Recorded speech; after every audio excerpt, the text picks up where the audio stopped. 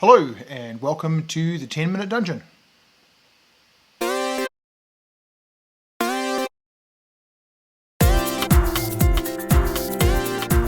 Hi there, welcome to the 10-Minute Dungeon, brought to you by the letter C. My name's Daniel Hodges. I'm writer and designer of Faith and Victoria, and I am your host for the 10-Minute Dungeon. Today it is brought to you by the letter C. Alright, let's get cracking here. We're going to get our timer on the go. There we go. And let's grab up our random words right there. Let's have a look, and boom goes the dynamite. Customer, cottage, clothes, and cool. All right, well, I think we're in good shape there. So customer, cottage, clothes, and cool. All right, so customer, cottage, clothes, and cool. All right, so we need a cottage in here. That's pretty, it's a no-brainer. Okay, and it is a, so there's an old lady that lives here. I'll dig up some tropes there. She is a, I don't know what it's, a spinner, I guess, maybe. And she is able to spin stuff, right? Probably valuable type stuff. She has clothes. She makes magic clothes, maybe something to do with clothes. And cool. I don't know. I reckon some customer came along and stole stuff. Stole something. And there is, and they ran away and they went to a. So there's a waterfall here.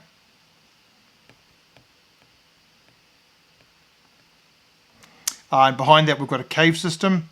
It's going to be a cave system, so a cave system, something like this perhaps. All right, so they're going to come in here. There's going to be a room here, quite a large room here, a weird sort of a shaped room there, and it's going to come down here like this, and there we go. Okay, cool. I always like it when there's a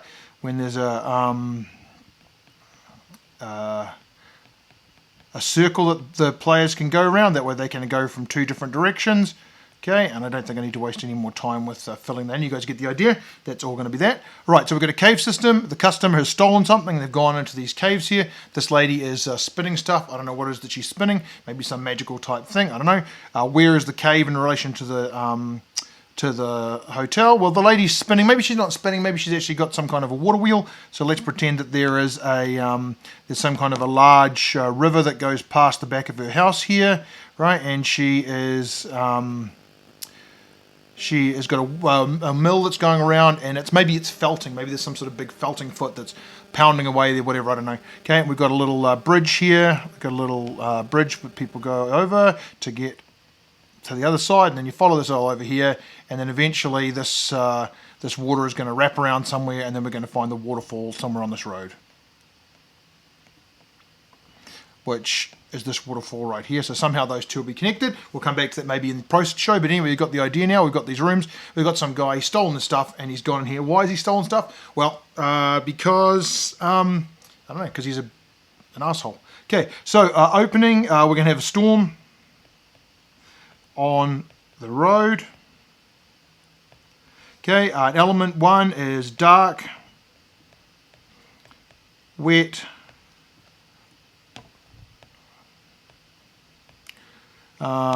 lightning. Element 2 is an old lady. And then there's a working felting mill. I don't know if it's really called a mill, but whatever. There's a working felting mill there, okay, and it's like going around. It's like making these big feet go thump thump thump thump thump. So maybe they're going to hear big thumping noises from the. Is coming from this place. All right, so the bad guy is somebody that went past and stole the stuff. So we're just going to say a bandit king. We'll just say a bandit leader, maybe. His primary trait, I don't know, with all this stuff, he's just a bandit, whatever. Okay, so he's got one eye, let's say. One eye. Oh, and no lips as well. He's an outcast. So his drive is to, he wants to, a spell. Spell to restore looks. Okay, so at one point he was abandoned on the road. He got captured, and then he got disfigured in some way as a punishment for his crime, which is kind of terrible, but whatever. Okay, his moves and tags are he's very quiet.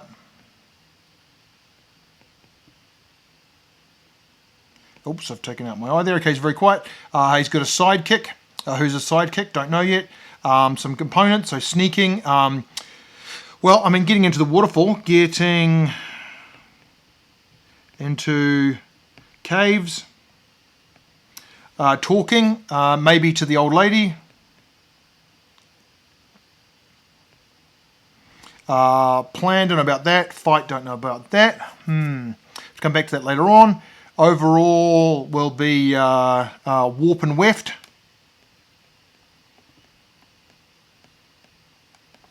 And the tough decision is going to be whether to help him.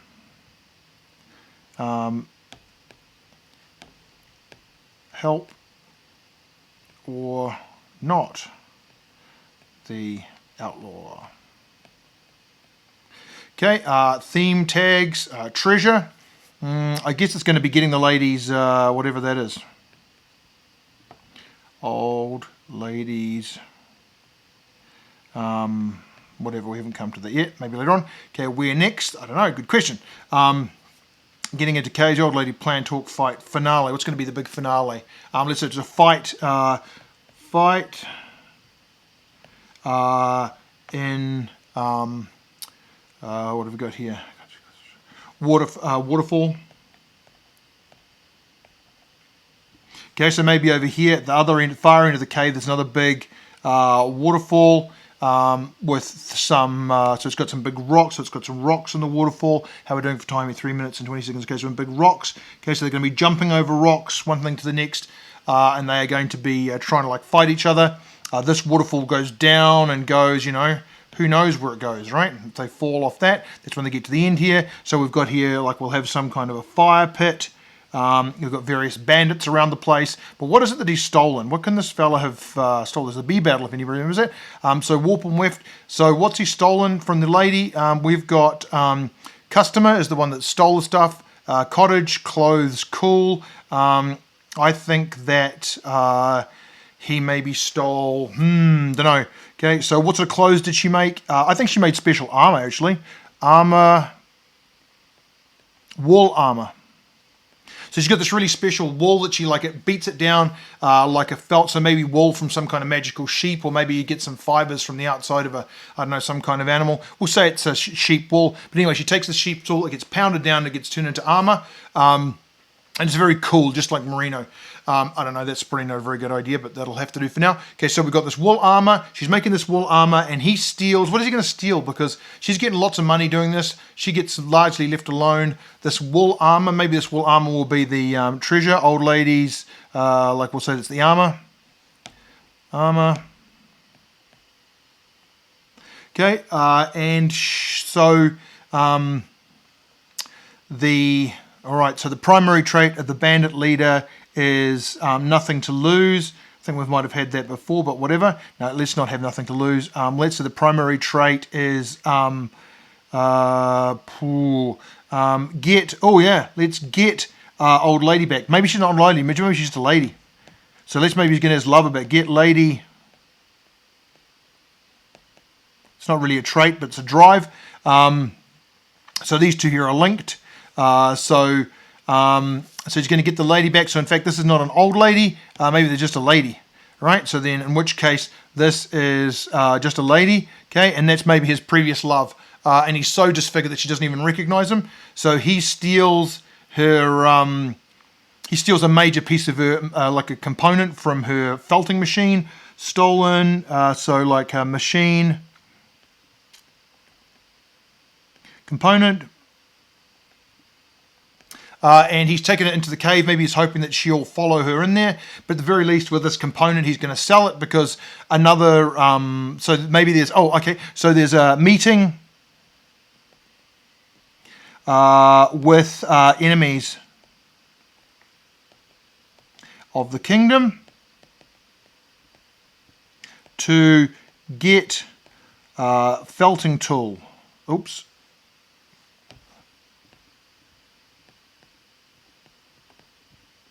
So they're going to end up running into people who, so he steals it for them, and they've promised him a whole bunch of money. So he goes in there, steals the thing from the lady that who he knows is there. He takes the felting tool. He's going to meet with these enemies, and they are going to try and buy this off him. And that is your 10-minute dungeon. You might want to hang around for the post-dungeon show, but that's it in a nutshell. We've got somebody in a cottage who's making special wall armour. And it's heavily sought after.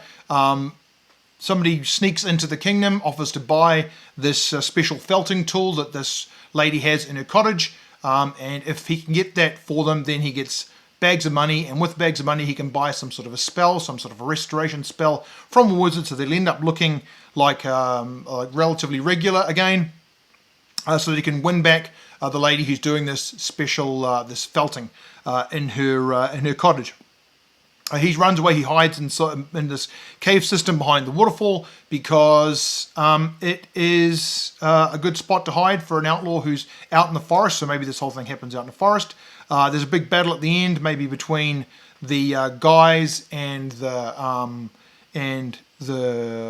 bandit, but it could also be maybe between the guys and some of the people that are trying to buy this felting tool. They say, get that felting tool. But anyway, that's of your 10-minute dungeon. I've gone like 11 minutes and 16 seconds. We've still got a few things that weren't quite filled in on our checklist here. But overall, I think we've got a reasonably good story to go with there. But as I say, you may want to hang around for the post-game wrap-up for this. But if you don't, hopefully that helped you with a couple of ideas for something that you could do for your next campaign, or for your next game session, or just for a part along the way of your game. Anyway, that's it for the 10-minute dungeon, and until letter D, keep talking the walk.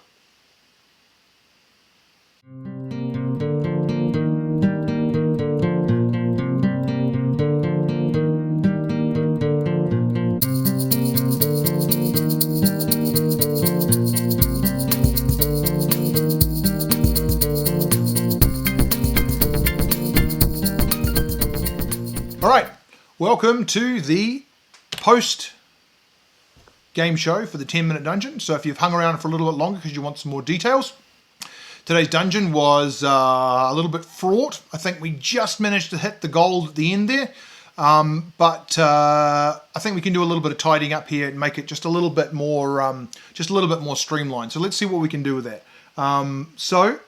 Let's take a look at our checklist. All right, so we've got the bandit leader. I don't really have a name for him. The title is Warp and Weft, which I quite like. The theme or the tags we're going to say is yearning, maybe. And we can tie yearning into this. We can tie yearning in a little bit to this here. So if you wanted to like run that thread through, like you can have a real, you can really play up the storm on the road. So the guys are getting super wet, they're getting super cold, they're slipping over in the mud, that sort of thing. So you can play that all up. So we've got this sort of slog through the storm on the road. So they're going to be yearning to try and get somewhere warm for the night. They are going to, they may just try and walk past the cottage, but you're going to stop them walking past the cottage. Well, not stop them, but make it unlikely that they would walk past the cottage by having this loud thumping noise getting progressively louder as they approach the cottage on the road. I think that sort of sells itself, that first piece there. We're going to get there. She's going to offer them some stuff. She's going to get the old lady, well, the young lady, I guess it is actually, is going to get to talking to these guys here, and she's going to, they're going to be wondering what the thumping is, and then she's going to show them this felting mill and stuff, and she's going to be saying, well, I'm just making regular felt at the moment. And then they're going to see another piece of the, maybe it's got like there's two parts where the the mill is moving stuff, and there's this one part that looks like broken or looks like there's a part missing, and so you're going to get this conversation going on where eventually she's going to disclose that she's got a special felting mill, and she's actually able to create armor out of this wool. It's super lightweight. I mean, you might want to make it like, you know, like better than wool. Better than studded leather. Like maybe make it armor class 15 or something like that. Like maybe just right around chainmail or something like that. The choice is yours. The advantage, of course, being that it's easy to get on and off, and it is relatively lightweight. It also keeps the people wearing it pretty warm, and you might make it so that it's good for you know, like you'd sneak around and stuff, and obviously because it's not noisy, so that would be pretty good. I would be reluctant to make it anything better than this leather armor, anything better than, say, armor class 15. So this wool armor, maybe AC 15. I don't know if chainmail's AC 15, but whatever. So we'll say AC 15. Right, it's light, and it is like AC 15 wool armor. Right, obviously the advantage of it is that it is, like I say, lightweight, cheap to produce, doesn't require any particular skill. Unfortunately, for whatever reason, you're going to have to decide this, why it is that only this lady can do it. Maybe it's her sheep. Maybe her sheep is special. I don't know. Maybe she's got some sheep outside her house here. Like when they get there, there can be some nice woolly sheep out in the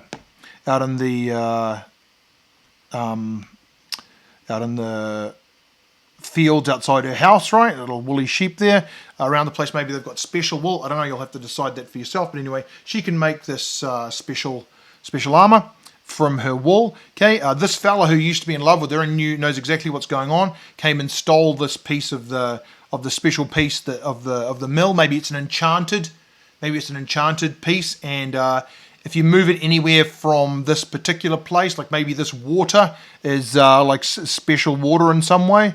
So we'll say special in some way if you want. Like I think maybe if you make it special, then it gives you the advantage of being able to have like if they move the thing from it doesn't work, you know, all of that type of stuff. You know, like it's magic.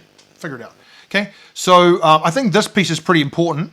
This piece right here. This is meeting with enemies of kingdom and getting the felting tool. So this is his plan, right? This is the outlaw's plan. Is this, and I think that's pretty. I think that's a pretty important bit. So outlaw's plan is he's going to meet with the enemies of the kingdom and get the felting tool. So he's like stolen this felting tool and this magical felting tool. He's not going to disclose them. So this is the outlaw's plan. He's going to meet with the enemies of the kingdom and get the felting tool. I don't think there's. I think that probably there's just like a couple of guys, maybe. Like so, enemies come stealthily. Okay, so they come stealthily. There may need to be like two of these enemies or whatever, enemies of the state, so to speak, that have come to get this felting tool off this magical felting tool. But it's kind of like the goose and the golden egg, right? They take it away, it's not really going to do anything. So, you know, but the reason he's doing it is because he wants to get his get someone to cast a spell to get his looks back. So he's kind of sympathetic. I think that the ending here we've got of our like this underground. So you know what, we can actually like run the water in here somewhere too if you like. So we can make it so there's water like around the place in here. I don't know exactly how that's going to work, but you can have it going sort of like water being here can be a feature. So we can like take this, like it can disappear now and again. Oops, can disappear now and again within the dungeon. You'll have to figure that out for yourself. Okay, how are you going to bring some yearning in here? You can like it can be cold and dripping everywhere, so it can be cold and damp in here. Cold and damp. Okay, I think that a good thing to have here is maybe we've got a really big rushing lot of water in here, right? With no clear way to get in, right? I don't know necessarily how the fella managed it, How he gets over, you'll have to figure that one out maybe. But for whatever reason, that can be a sort of an obstacle that they're going to have to make a plan. So like, so the plan will be to get over water in cave. Okay, and then fight. I think they're going to have to fight the enemies of the state.